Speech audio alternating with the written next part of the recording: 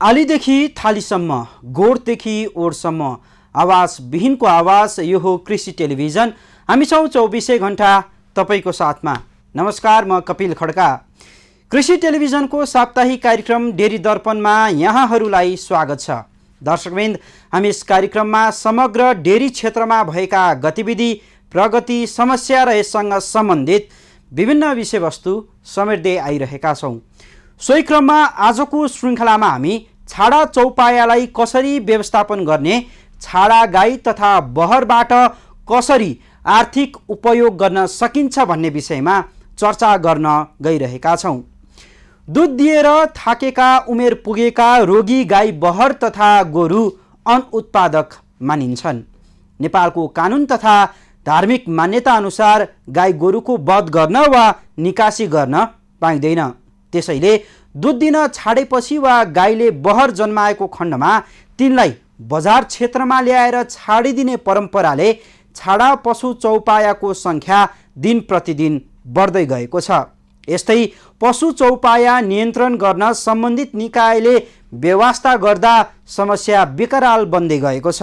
नेपालमा हाल 64 लाख गाई गोरु मध्ये 58% बहर र बाँकी बाछी छन्। कुल गाईको सङ्ख्याको केवल 15% मात्र दुध दिने अवस्थामा छन्। 14% 3 वर्ष मुनिका बाछी र बाँकी 13% थारो गाई छन्। कुल बहर वा गोरु मध्ये करिब 20% मात्र कृषि वा गर्भधानका लागि प्रयोग गरिन्छ भने बाँकी 30 लाख बहर र गोरु अनुत्पादक पशु हुन्। यता धार्मिक मान्यता अनुसार गाई गोरुको वध गर्न नमिल्ने र उता पालेर राख्दा आर्थिक भार पर्ने हुँदा किसानहरूले गाई गोरु सडकमा छोडिदिने गरेका छन्। दिन प्रतिदिन यतिका सङ्ख्यामा छाडा पशु चौपाया बढ्दा सडक दुर्घटनाका घटना बढेका छन्। त्यसो भए अब के गर्ने त? छाडा पशु चौपायालाई कसरी व्यवस्थित गर्ने त? के यिनीहरूबाट आर्थिक लाभ पनि लिन सकिन्छ होला? यो रिपोर्ट हेरौँ।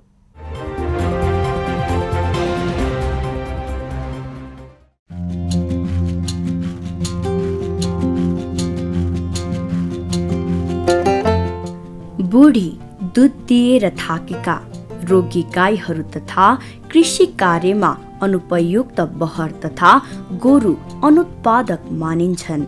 नेपालको कानुन तथा धार्मिक मान्यता अनुसार गाई गोरुको वध गर्न वा निकासी गर्न पाइन्न।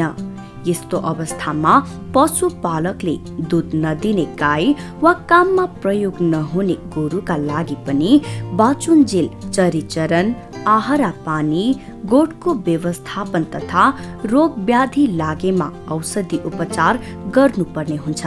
तर थारो तथा अनुपयोगी बहरहरू मुख्यतः दुध तथा कृषिजन्य शक्तिको उत्पादनका लागि उपयुक्त नहुने भएकाले यस्ता गाई गोरुलाई अनुत्पादक वस्तुका रूपमा लिन्छ।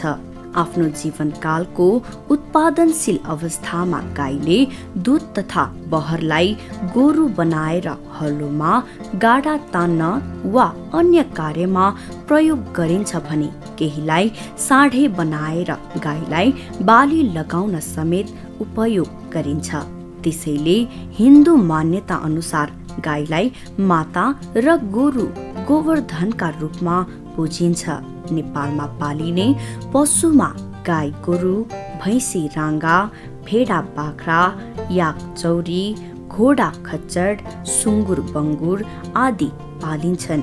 यी पशुमध्ये गाई गोरु बाहेक सबै पशुहरू जीवन पर्यन्त कुनै न कुनै किसिमले मानिसका लागि उपयोगी हुन्छन्।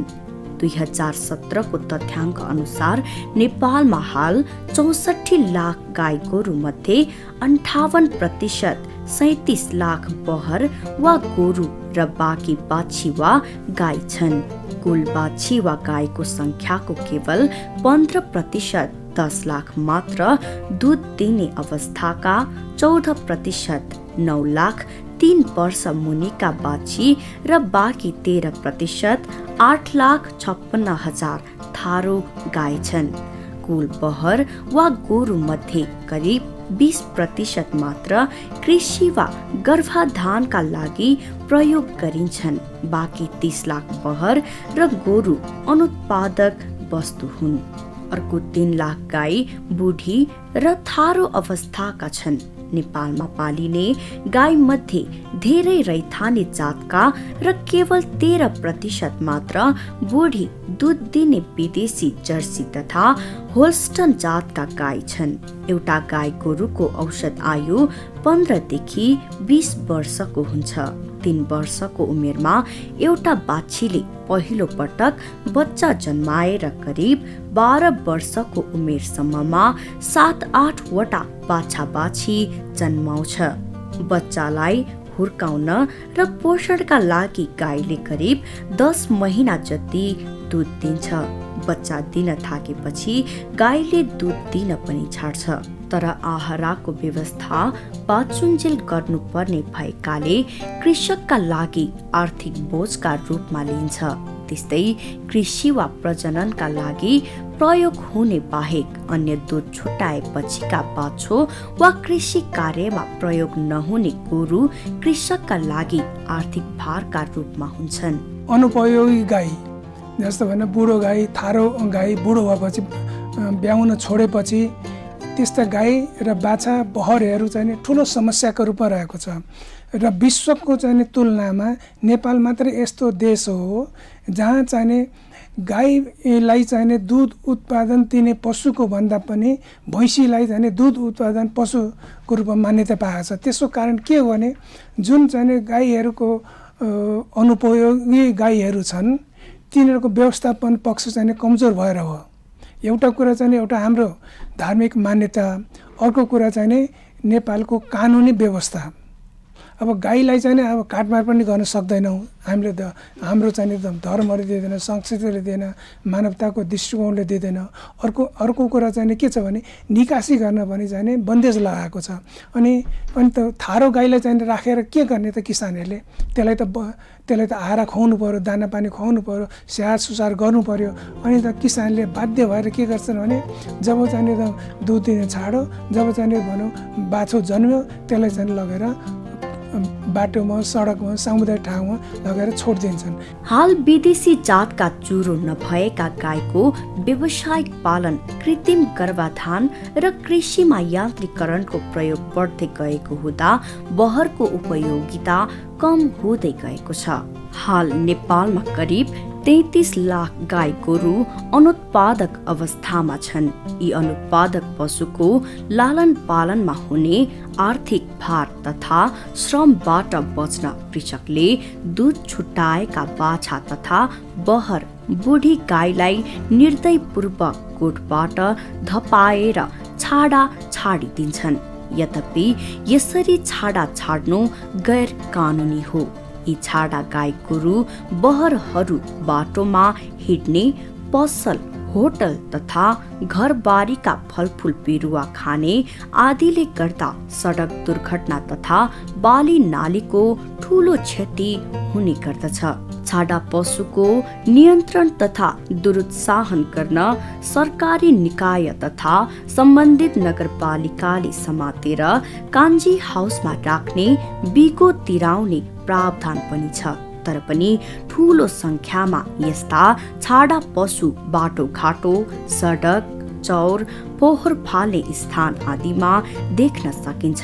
छाडा गाई वस्तुका लागि सम्बन्धित नगरपालिकाले कान्जी हाउस बनाएका हुन्छन्, जहाँ बेवारिसे पशु चौपायालाई थुनेर राखिन्छ।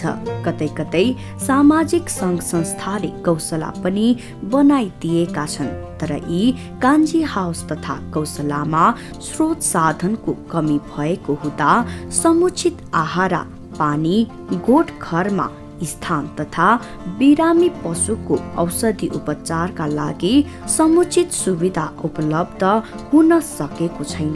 गाई गोरुप्रति धार्मिक आस्था, विद्यमान ऐन नियम तथा पशुजन्य अधिकारको संरक्षणका लागि पनि गाईको बुढेसकाल तथा बहरको बेकारीको अवस्थामा पनि बाँच्न पाउने अधिकारको सुनिश्चितताको रक्षा गर्दै न्यूनतम सुविधा उपलब्ध गराई हेरविचार तथा आहारा पानीको व्यवस्था गरिनुपर्छ। छाडा तथा बेवारिसे अवस्थामा छाड्नु हुन्न, तर धेरै जसो नगर क्षेत्रका वरिपरि सञ्चालनमा रहेका व्यवसायिक गाई फार्मले दुध छुटाएका बाछा र बुढी तथा थारो गाईलाई गोठबाट धपाई छाडा छाडिदिन्छन्। केही वर्षको तथ्याङ्क अनुसार काठमाडौँ महानगरपालिकाले 1200 छाडा गाईलाई सडकबाट समाएर लिलाम गरेको थियो। अन्य नगरपालिकाले पनि समय समयमा यस्ता छाडा गाई गोरुको समस्याबाट मुक्ति पाउन लिलामका साथै अन्य उपायको अवलम्बन गरिरहेका छन्। यातायातको समस्या, बाली नाली खाइदिने, रोगहरू सार्ने ठुलो समस्या भएको छ। त्यसलाई कसरी व्यवस्थापन गर्न सकिन्छ? एउटा कुरा अब हाम्रो विडम्बना के छ भने नेपालको प्रत्येक गाउँमा प्रत्येक टोलमा मन्दिरहरू छ। मैले के सजेस्ट गरेको थिएँ भने त्यस्तो गाई चौपायाहरू चाहिँ मन्दिरहरूमा चाहिँ एउटा पशु गौशालाहरू स्थापना गर्ने, गौशालाहरू स्थापना गरेर त्यसमा चाहिँ छाडा छोडेको गाईहरू, बुढो गाईहरू, बाछाहरू, बहरीहरूलाई चाहिँ त्यहाँ पाल्ने। अनि जुन भक्तालुहरू श्रद्धालुहरू आउनुहुन्छ उहाँलाई ल अलिकति केही चाहिँ तपाईँहरूले पराल ल्याउनुहोस्, दाना ल्याउनुहोस्, केही ल्याएर सहयोग गर्नुहोस् भनेर त्यस्तो गर्न सकियो भने चाहिँ नि हामीले चाहिँ त्यो प्रत्येक गाउँमा एउटा एउटा गौशाला राख्न सक्छौँ। एक अध्ययनले यस्ता बेसहारा अनुत्पादक गाई बहरलाई गोबर, गहुत तथा मरेपछि पाइने हाड छालाबाट पनि आर्थिक रूपमा मनज्ञ फाइदा लिन सकिने तथ्याङ्क देखाइएको छ। गाईको गोबर तथा गहुत बाली नालीका लागि आवश्यक पोषण प्रदान गर्ने 24 भन्दा बढी थरीका पोषक तत्त्वहरू पाइन्छन्, जसमा नाइट्रोजन, फस्फोरस र पोटास मुख्य हुन्। गोबरबाट बायोग्यास बनाएर खाना पकाउने इन्धन र घरायसी उपकरण प्रयोगका लागि ऊर्जाको आवश्यकता पूरा गरिरहेको छ। नेपालमा 15 लाख भन्दा बढी गोबर ग्यास प्लान्ट स्थापना गर्न सकिने सम्भावना रहेको छ। हाल करिब 1.25 लाख गोबर ग्यास प्लान्ट स्थापना भएका छन्। गाईको सुक्खा गोबरमा 3% नाइट्रोजन, 2% फस्फोरस र 1% पोटास पाइन्छ। यदि गाई भैँसीबाट उत्पादन हुने गोबर तथा गहुतलाई मलका रूपमा राम्ररी सदुपयोग गर्ने हो भने नेपालमा रासायनिक मलको आवश्यकता हुँदैन। उदाहरणका लागि एक वयस्क गाईले वर्ष दिनमा 5475 किलो गोबर र 1460 लिटर गहुत दिन्छ। यसबाट 3000 किलो नाइट्रोजन अर्थात् 6500 किलो युरिया बराबरको रासायनिक मल उत्पादन हुन्छ, जसको हालको बजार मूल्य करिब 1 लाख रुपैयाँको छ। यसरी एउटा थारो गाई वा बहरले वर्ष दिनमा दिने गोबर र गहुतको मुख्य हिसाब गर्ने हो भने करिब 1 लाख बराबर हुन जान्छ। गाईको अहिले तपाईँलाई सबभन्दा मुख्य उत्पादन भनेको गाईहरूको एउटा गोबर हो, गहुँत हो, अर्को कुरा हाड छालाहरू हो। अहिले इन्डियामा चाहिने भनौँ रामदेवलाई चाहिने त गाईको मूत्रलाई चाहिने त अमेरिका सप्लाई गरिरहेको छ। दुध चाहिँ इन्डियामा 25 रुपियाँ 30 रुपियाँ पाउँछ, गाईको मूत्र 1 लिटरलाई चाहिँ भारू 180 रुपियाँमा चाहिने उनीहरू सप्लाई गरिरहेको छ। हामीहरू पनि त त्यसरी गर्न सक्छौँ नि। गाईको मूत्रलाई चाहिने अहिले जस्तो अब हिन्दू संस्कृतिमा न्वारानदेखि लिएर हाम्रो चाहिने त काजक्रिया गर्दाखेरि पनि गौमूत्र नभइकन हुँदैन त। त्यसलाई चाहिँ पञ्चामृतको बनाउँदाखेरि गौमूत्र नै प्रयोग गर्छौँ। त्यस्तो युथमा चाहिँ स्थानीय गाईको मूत्रहरू प्रयोग गर्न सक्छौँ। अर्को कुरा गाईको गोबर र मूत्र भनेको अर्ग्यानिक यो भनेको प्राकृतिक रूपमा सबभन्दा उपयुक्त चाहिने सबै पोषक बाली बिरुवालाई चाहिने सबै पोषक तत्त्वहरू गाईको गोबर र मूत्रमा पाउँछ। अहिले हेर्नुहोस् नेपालमा चाहिने रासायनिक मल पाएर हाहाकार भइरहेको छ। त्यस्तो ठाउँमा यदि हामीले प्रत्येक गाउँमा चाहिने गौशाला राख्यौँ र चाहिने गौ र गाईको गोबर मूत्रबाट चाहिने कम्पोस्ट मल बायोग्यासहरू बनायो भने एउटा कुरा इनर्जीको पनि सेभिङ हुन्छ, अर्को मलको समस्या पनि समाधान हुन्छ। यसरी गोबर र गहुँतका लागि पनि यस्ता छाडा अनुत्पादक गाई तथा बहर पालन गरेमा पनि यस्तो व्यवस्थाबाट राम्रो आर्जन गर्न सकिन्छ। उदाहरणका लागि छाडा गाई बहरलाई बढीमा 5,000 गोटाको दरले खरिद गर्न सकिन्छ। यस्ता दुध नदिने गाई बहरलाई पराल र केही हरियो घाँस खान दिएर पालेमा वर्ष दिनमा बढीमा 40,000 भन्दा बढी खर्च हुन्न।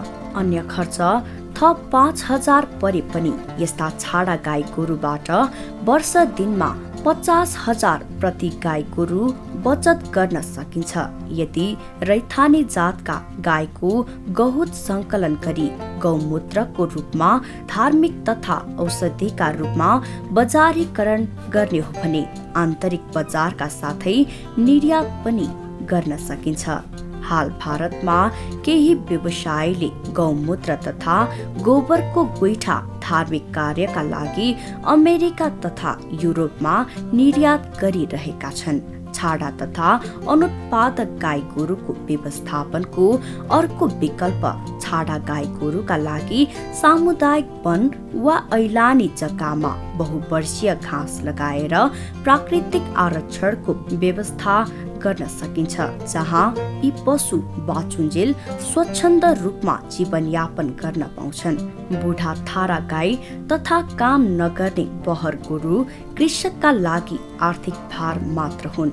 सरकारी तथा गैर सरकारी निकाय तथा सामाजिक सङ्घ संस्थाका साथै निजी स्तरका व्यवसायीले प्रत्येक नगरपालिकामा कम्तीमा 1 गौशाला स्थापना गरी गोबर र गहुँतको प्राङ्गाणिक मल कारखाना, बायोग्यास प्लान्ट वा गौमूत्र गोइठा प्रशोधन कारखाना स्थापना गरी आर्थिक लाभ लिन सकिन्छ।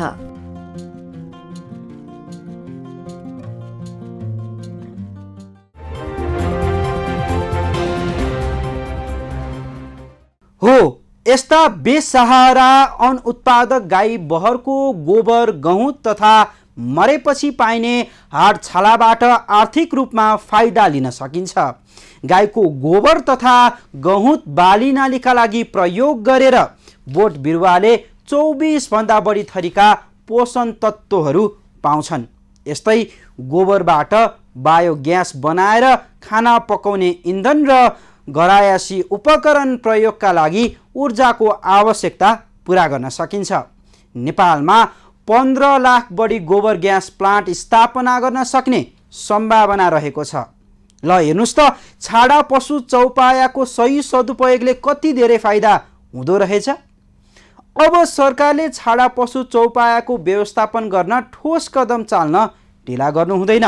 यस्तै किसानले पनि दुध दिने बेलासम्म गाई पाल्ने र त्यसपछि छाड्ने प्रविधि अन्त गर्नुपर्छ। हवस् त, आजलाई यति नै। अर्को साता नयाँ विषयवस्तु लिएर म आउने नै छु। कृषि टेलिभिजन हेर्दै रहनुहोला। जय कृषि, जय किसान, समृद्ध कृषि नेपालको साथ।